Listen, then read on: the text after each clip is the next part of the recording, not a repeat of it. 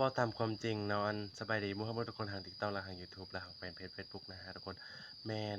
คนส่วนหลายอยู่บ้านนอกเขาน่ะอาจจะมีเวลาน้อยเนาะกลับมาจากไร่จากสวนแล้วกลับมาก็มีเวลาน้อยเนาะเบิ่งอาจจะไปเบิ่งหนังแบบเป็นซีรีส์เป็นตอนก็เขาบ่เฮิงเทื่อเนาะเพราะว่ามันก็ต้องเป็นวรรคเป็นตอนบางเทื่อก็ต้องได้เสียเงินเขาไปแอปนั้นแอปนี้เนาะแต่ส่วนหลายคนบ้านนอกโอสดเป็นแบบนี้เนาะ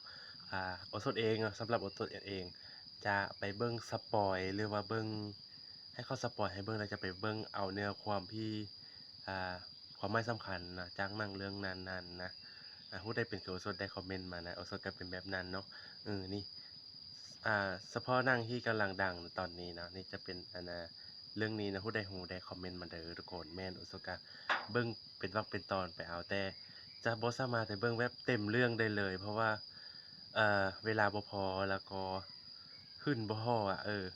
บางเทื่อก็เน็ตเบิดก่อนก็ต้องได้ไปเติมเน็ตจังซี้นะทุกคนก็ต้องได้เบิ่งสปอยล์เอาเนาะผู้ใดเป็นคือกันก็คอมเมนต์มานะสึกว่ามักเบิ่งนะแม่นเพราะว่าตอนนี้ก็มีเรื่องนี้มาเนาะเพราะว่าดีหลายนะทุกคนเข้าไปเบิ่งได้เด้อทุกคน yes